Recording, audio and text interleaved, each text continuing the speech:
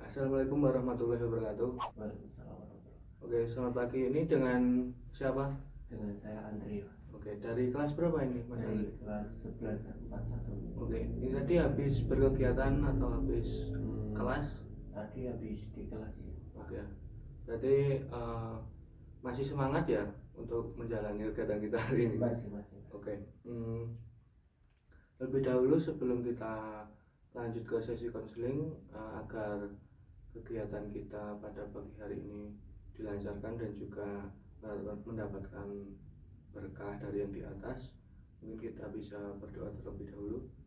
Berdoa, dipersilakan.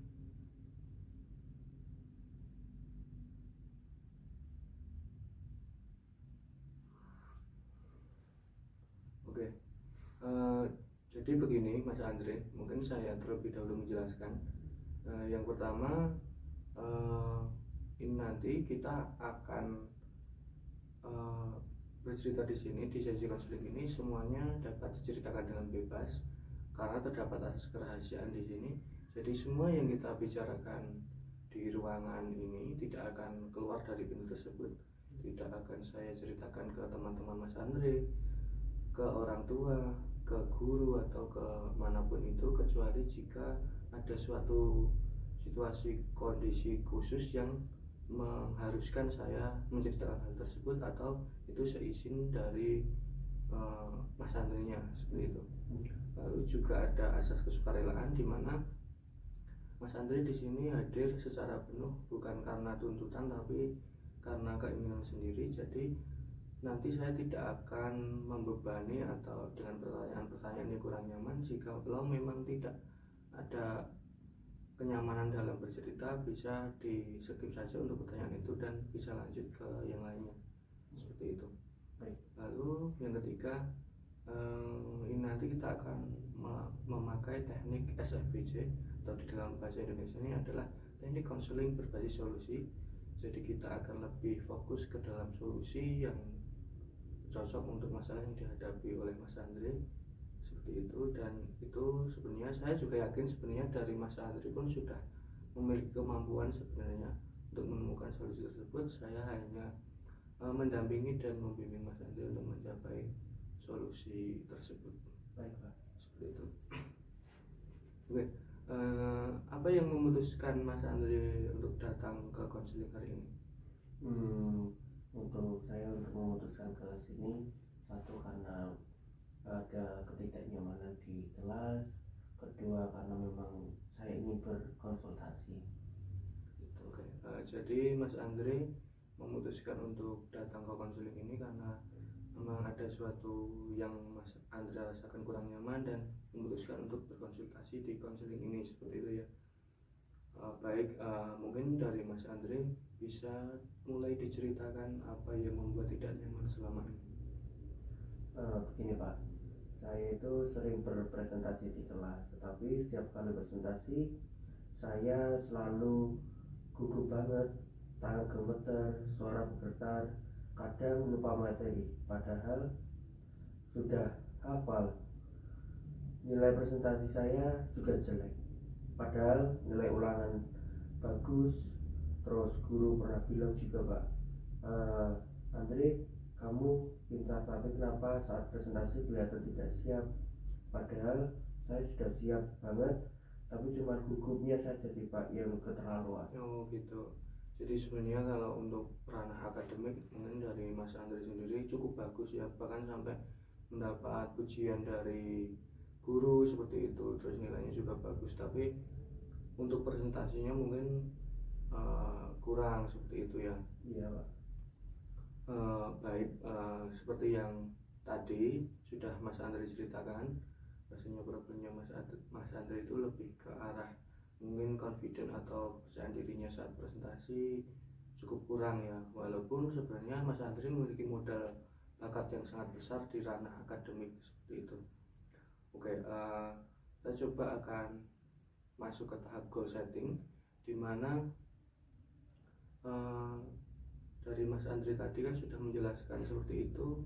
Nah, keinginan Mas Andre itu untuk konseling kita hari ini itu seperti apa keinginannya? Ya ingin itu Pak, saya bisa caranya tidak gugup lagi. Terus kan karena gugup itu di kelas itu kayak saya itu kadang diejek lah, kadang di inilah, makanya saya tidak nyaman di kelas. Tuh, baik. Itu saya ingin menemukan solusinya di situ. Oke, baik. Jadi karena Mas Andre karena gugup di kelas itu, karena saat presentasi itu malah sering diajak dari teman-teman seperti itu ya, dan ingin mendapatkan solusi di sini. Baik, apakah sebelumnya sudah pernah ada tindakan dari Mas Andre selain datang ke sini? Sebelumnya sih pernah lihat-lihat di itu Pak, di HP caranya mengatasi kan banyak itu. Saya lihat-lihat di YouTube, di TikTok dan lain sebagainya.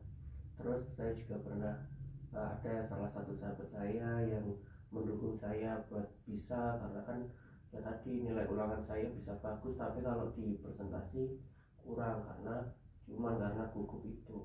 Ya, jadi sebenarnya sebelum datang ke sini dari Mas Andre sudah pernah melaksanakan suatu tindakan untuk menanggulangi kecemasan saat prestasi itu dengan banyak melihat di sosial media seperti itu ya. Oke,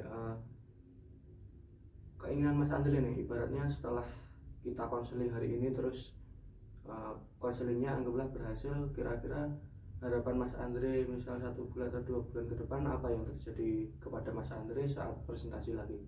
Harapan saya sih udah gak gugup lagi ya Pak, pasti. Terus semoga saja nanti nilai ulangan saya juga bagus, juga teman-teman semuanya sudah tidak ngecek saya lagi. Oke, jadi kita simpulkan ya, keinginan Mas Andre itu untuk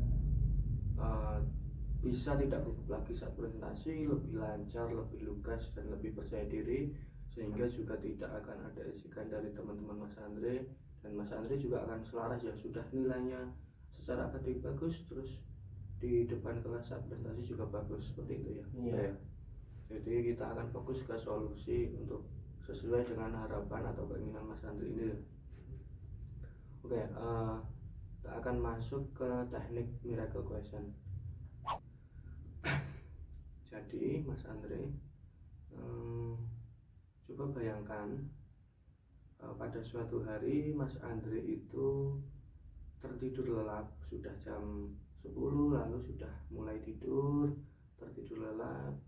Terus pada saat tidur itu terjadilah sebuah keajaiban, di mana keajaiban itu, di dalam keajaiban itu ada suatu energi khusus yang membuat Mas Andre itu saat presentasi atau saat berbicara di depan kelas itu kecemasan dan keraguan Mas Andre atau kegugupan Mas Andre itu bisa tiba-tiba hilang.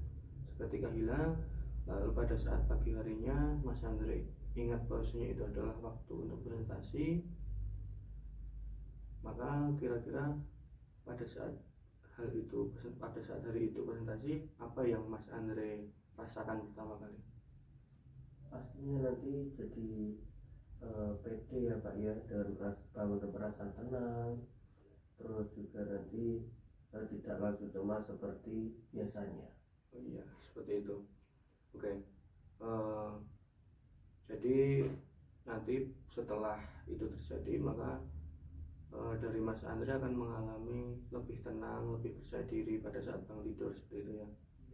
Padahal biasanya saya bangun itu deg-degan dari bangun tidur, perut sampai ada kupu-kupu, malas mandi, dan juga kadang malas sarapan. Oh ya, berarti pada saat bangun tidur itu langsung sarapan gitu, terus tidak merasakan perutnya nggak enak gitu ya, karena memang ya biasanya kalau kegugupan itu memang sebenarnya kan kegugupan itu masuk ke ranah psikologis ya, tapi dari ranah psikologis itu yang bisa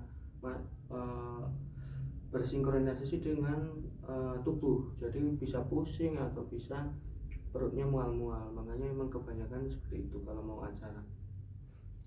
Oke, jika seperti itu, apakah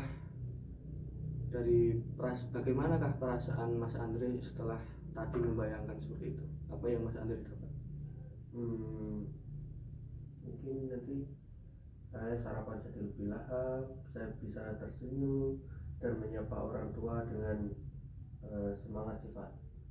Intinya lebih pede dan lebih semangat. Oke. Jadi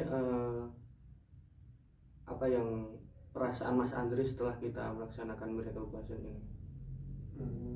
Apakah lebih merasa tenang atau lebih percaya diri nih bahwasanya saya ini memang bisa nih, ternyata kalau dibayangkan ternyata nggak sesulit itu ya gitu.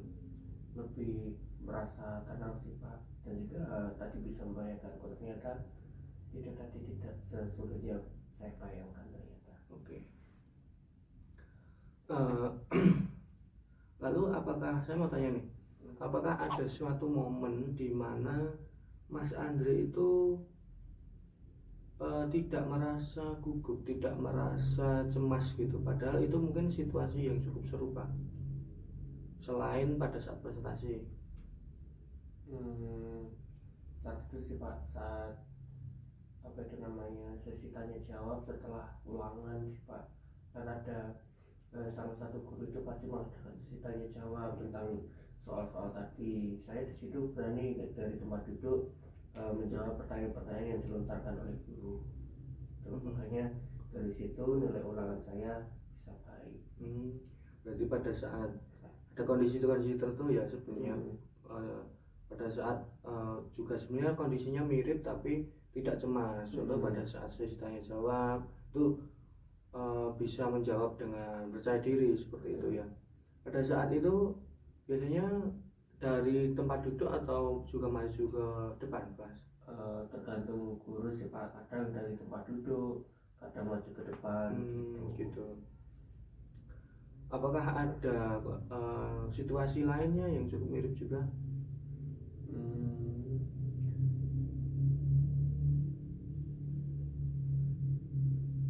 Biasanya tidak ada sih Pak. Atau pada saat kerja kelompok gitu atau? Kalau pas kerja kelompok ya ada kadang rasa cemas, tapi juga kadang ya semangat pede lagi gitu. Karena mungkin lingkupnya orang-orangnya lebih kecil ya. Lebih kecil. Karena kalau kerja kelompok kan paling cuma 5-6 orang gitu. Kalau misalnya di depan kelas kan banyak 30 atau berapa. Iya. Berarti mungkin pengaruh dari banyaknya orang pun juga berpengaruh ya. Iya, itu Pak.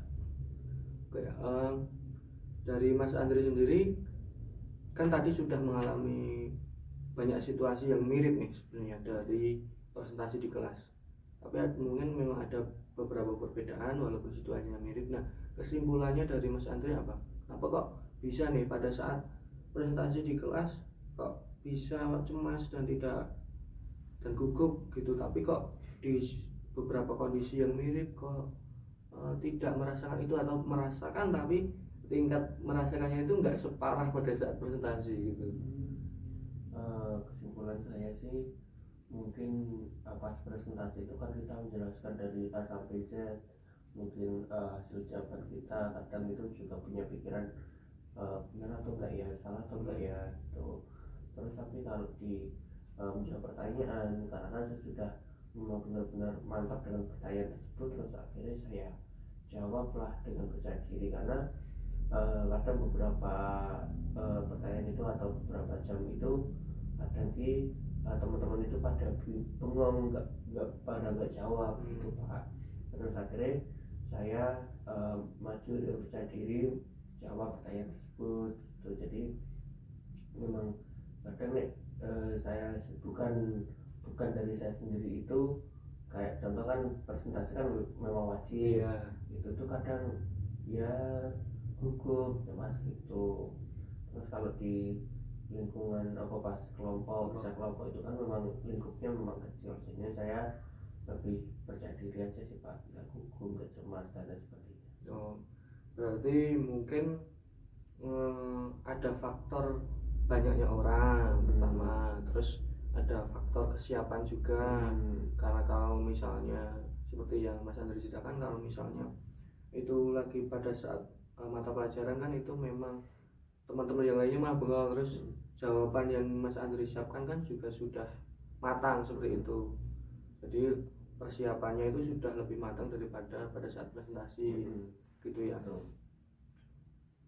Oke, jadi mungkin bisa disimpulkan ya bahwasanya sebenarnya Mas Andre ini dari dua ini tadi mungkin bisa disimpulkan mungkin Mas Andre-nya itu bisa nanti persiapan dulu kalau misalnya sebelum presentasi dimatangkan, terus bisa juga kalau misal presentasi di kelas itu anggap cuman teman dekat Mas Andre aja. Tadi kan ada teman yang apa nak nge-support, ada sahabat saya. ya ada sahabatnya. Namanya siapa sahabatnya Mas? Sahabatnya namanya Dimas. Oke, jadi ada Dimas yang nge-support juga. Nah nanti mungkin bisa pada saat presentasi Mas Andre itu melihatnya ke Dimas aja, nggak usah ke yang lain-lain gitu juga bisa. Terus sebelum presentasi dimatangkan dulu, dikuasai dulu materinya seperti itu. Oke, coba sekarang Mas Andre simpulkan apa berarti yang perlu dilakukan. Mungkin dari saya itu tadi persiapan yang matang dari sebelum presentasi, terus belum maju ke depan itu harus sudah matang. Terus kadang itu memang benar pandangan saya itu kadang melihat teman-teman itu menjadi gugup, menjadi cemas. Belum lagi kalau melihat guru yang kadang itu gurunya agak menakutkan, agak galak, itu jadinya kadang saya agak gugup.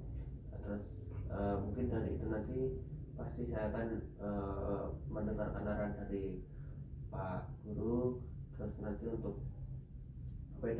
bisa pada saat presentasi melihat ke sahabat saya saja. Oke. Sekarang Mas Andre, ini adalah teknis sekali. Jadi menurutnya Mas Andre itu kondisi Mas Andre pada saat ini untuk presentasi bukan yang tadi saat di kelas sama guru terus dipertanyai atau pada saat kerja kelompok ya. Ini khususnya pada saat Mas Andre merasa cemas dan gugup saat presentasi di depan kelas. Kira-kira dari skala nih 1, 2, 3, 4, 5, 6, 7, 8, 9, 10, dari 1 sampai 10 ini kira-kira Mas Andre itu ada di angka berapa? Di angka 3 sih Pak. Ya. Kenapa kok Mas Andre merasa di angka 3? Karena memang belum 100% percaya diri Pak. Ya masih mikir-mikir lah. Nanti ya benar dan Pak diaturkan tadi, ya nanti kadang masih gugup aja sih Pak nanti takutnya. Harapan Mas Andre nih, Mas Andre harapannya untuk 1 bulan atau 2 bulan ke depan itu Mas Andre bisa mencapai angka berapa? Bisa mencapai angka 5 mungkin Pak. Oke, bisa mencapai angka 5. Kenapa kok angka 5 bukan angka yang lebih tinggi misal 8 atau 10 gitu? Karena mungkin nanti ya perlahan-lahan terlebih dahulu sih Pak. Ya harapannya sih bisa langsung ke 10, tapi ya nanti belum percaya diri 100% aja sih Pak. Ya, masih mengumpulkan niat-niat saya gitu. Berarti berproses ya? Berproses. Oke. Tadi kan ada dari Mas Andre dari kondisi sekarang adalah angka 3. Buat Mas Andre untuk meningkatkan dari angka 3 ke angka 4 itu langkah kecil apa? 1 langkah aja.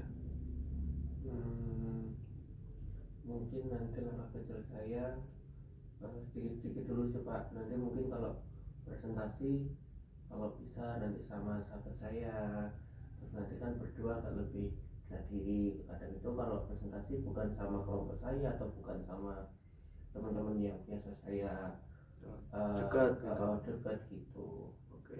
Jadi langkah kecilnya untuk mencapai angka 3 dari angka 3 ke angka 4 menurut Mas Andre adalah untuk mengajak teman atau mungkin bersama teman-teman yang lebih dekat dengan Mas Andre. Oke. Itu sudah langkah yang sangat bagus dan sudah terfikirkan, itu sangat luar biasa dari Mas Andre. Oke, mungkin dari angka 4 ke angka 5 Mungkin kan, nanti kan tadi sudah naik tingkat dari, anggap sudah naik tingkat ya, dari A3 sampai ke angka 4. Nah coba satu langkah kecil lagi ke angka 4 sampai 5. nggak keempat kelima, mungkin nanti sedikit demi sedikit berbaur dengan teman-teman yang biasanya bukan sama saya, maksudnya bukan berdekatan dengan saya, mungkin nanti berbaur, berteman. Ya walaupun di kelas itu kadang itu saya kan kayak buka buku sendiri, kadang itu cuma sama sahabat saya gitu Pak, jadi cuma kadang berdua. Oh gitu. Oke, berarti nanti lebih meningkat lagi ya, berarti lebih, kalau misalnya sebelumnya itu dengan teman-teman, harus dengan teman-teman dekat atau yang sudah akrab, itu lingkupnya lebih jauh lagi, nggak apa-apa, lebih percaya diri lagi gitu. Oke, tadi sudah dari angka 3 ke 4, terus 4 ke 5 tadi ya. Balik ke 5 lagi ya. Terus coba kalau misalnya satu langkah lagi aja ke 5 sampai 6. Mungkin nanti saya akan lebih menyiapkan lagi untuk materi-materi di presentasi saya. Terus kan tadi sebelumnya kan sudah berteman dengan teman-teman semuanya, jadi kan lebih teman-teman sudah support nih, sudah percaya diri, sudah meningkat gitu. Berarti pada saat presentasi lebih rileks. Bukan kalau sebelumnya mungkin kan tadi mau lihat Dimas aja, terus sekarang mungkin mau mandang ke siapapun lebih bebas, gitu. Jadi nggak harus fokus nih ke satu, tapi ke semuanya sudah luas gitu ya. Iya Pak. Oke, sekarang coba disimpulkan dari Mas Andri, dari scaling question ini tadi, teknik scaling ini tadi kan, kira-kira apa saja langkah yang harus Mas Andri lakukan mulai sekarang? Mungkin nanti setelah ini ya akan menjalankan tadi yang pertama, apa itu namanya, prestasi dengan pertemuan yang dekat dulu. Terus nanti setelah itu kalau bisa nanti berteman dengan teman-teman yang lainnya, mencari teman dulu, maksudnya berakrab lagi, lebih akrab lagi.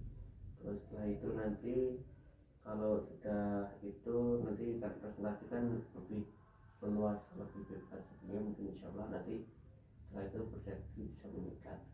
Oke, berarti nanti pelan-pelan ya sudah. Mas Andri sudah menemukan solusinya, pelan-pelan gimana jalannya. Oh ternyata solusi dari masalah yang Mas Andri alami ternyata ada step-stepnya, gini seperti itu. Oke, saya mau tanya terlebih dahulu satu hal. Kira-kira nih, pulang dari konseling kita hari ini bersama saya, satu langkah apa yang akan langsung dilakukan oleh Mas Andri?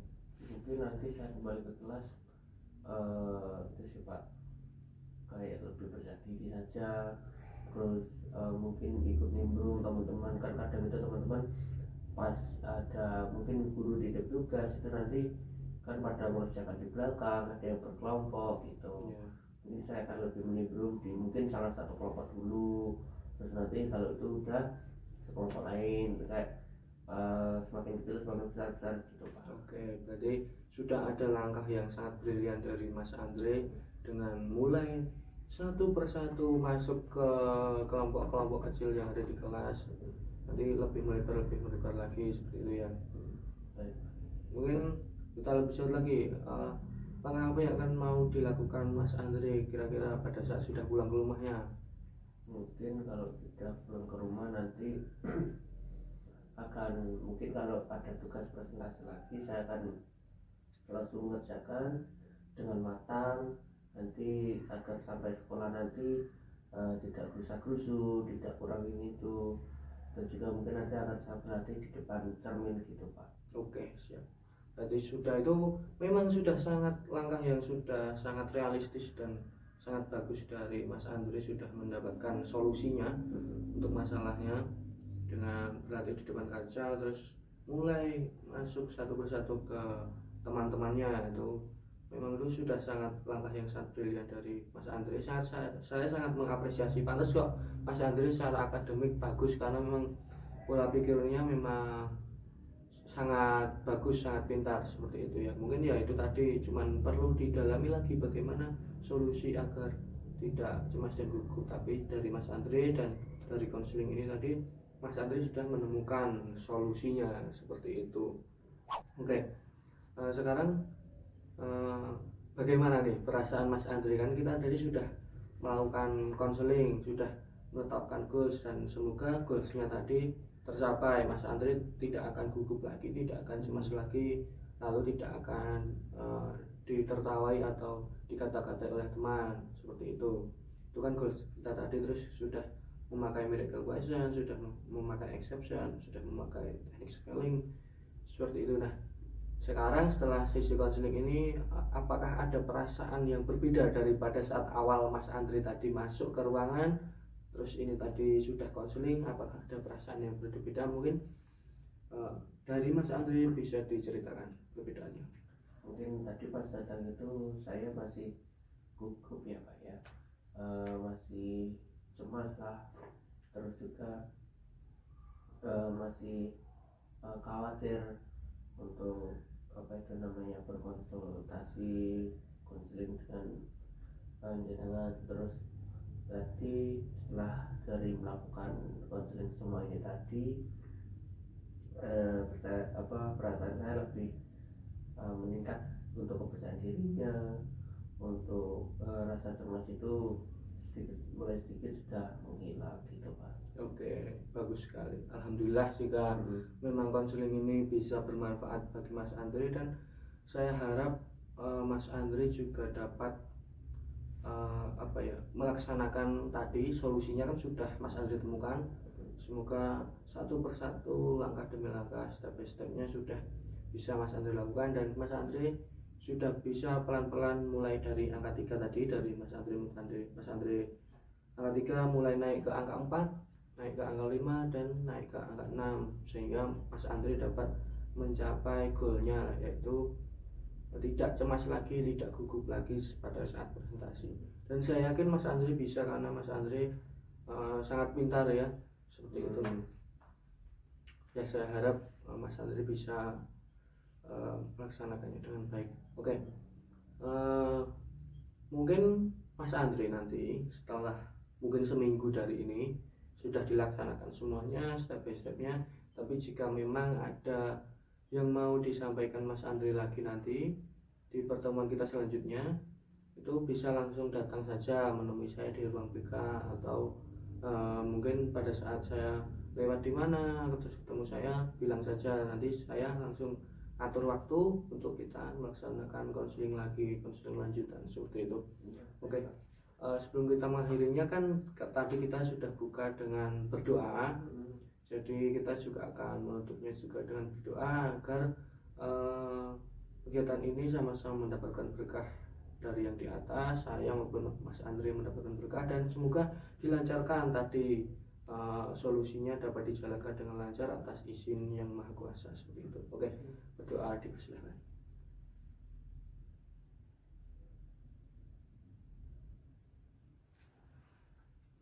Berdoa selesai. Oke, seperti itu ya Mas Andre. Terima kasih atas kedatangannya pada pagi hari ini. Saya sangat mengapresiasi keberanian Mas Andre untuk datang, karena pasti agak berat kalau misalnya mau menceritakan seperti ini, kan harus memiliki keberanian.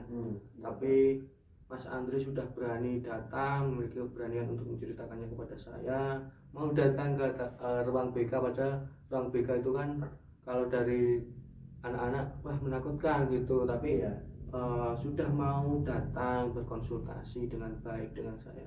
Saya sangat mengapresiasi keberanian Mas Andre. Terima kasih, semoga Mas Andre bisa menjalankannya dengan baik, solusi yang sudah ditemukan tadi. Seperti itu Mas Andre. Mungkin bisa balik ke kelas. Terima kasih ya Pak.